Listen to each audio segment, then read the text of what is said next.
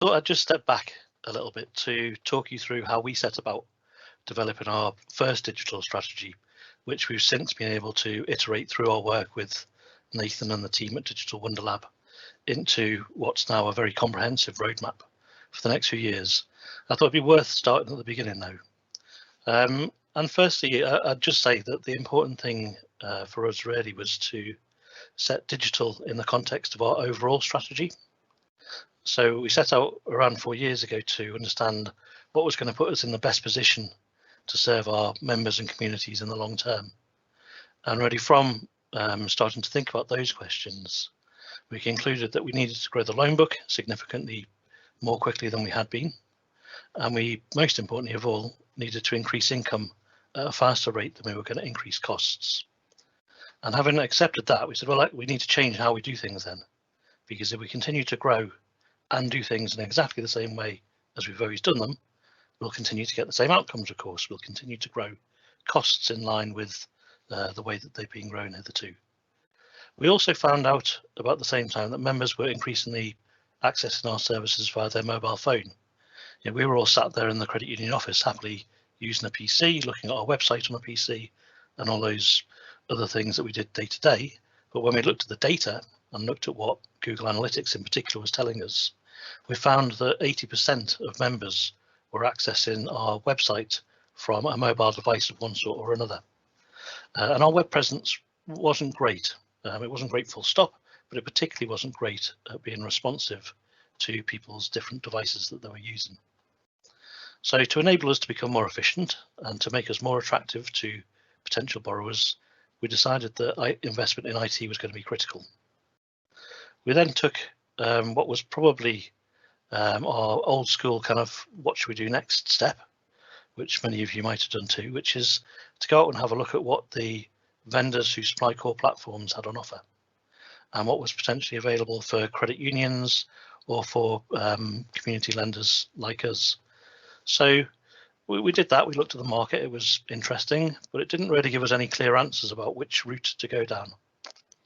So we took another step back and said, well, hang on a minute, why don't we try and figure out first exactly what we're looking for? And to do that, we decided to work to develop some principles about what we wanted and how we thought we could best manage our digital future for our members. And the principles that we came up with were that we were going to be customer led. So we weren't interested at all in taking what we already did and making it quicker.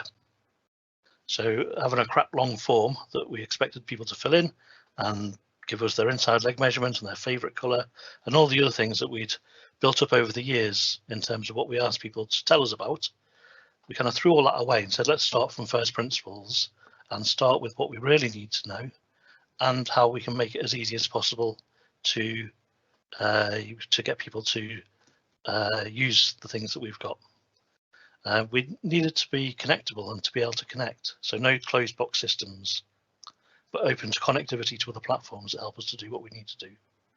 And of course, we needed to have the best security and resilience that we could afford. We had a couple of shoulds there as well. I don't know if you remember when Nathan was running through his presentation, he talked about must, should, and could. So they were our must principles. We also had a couple of shoulds. So we should be open source or widely developed. So we're not tied to any particular vendor where possible. And we should give ourselves as much future proofing as possible. And either that we were able to take out components that we used to build our ecosystem and replace them with others as we need to, and that the whole ecosystem itself is continually developed, whether by a crowd because it's open source or by a major player who's putting lots of investment into their platform. So those principles were how we decided we would look for the technology, but of course they had to be in the context as well of our overall business goals. Otherwise we'd have a great set of principles but no connection to what we actually had to do.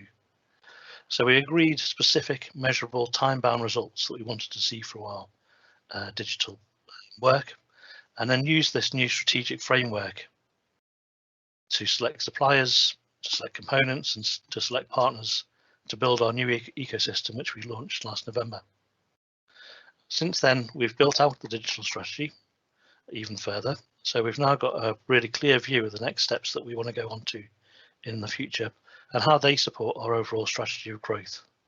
And we can also got a much clearer idea of what resources we need if we're going to deliver the things that are on our development roadmap. And really, it does come back to starting with the vision, with the principles, and with the business goals, and fitting that in the context of the overall organizational strategy as well. Digital isn't a standalone thing that you can go off and change the world with, except with the purpose of giving yourself the things that you need to do to deliver your overall mission.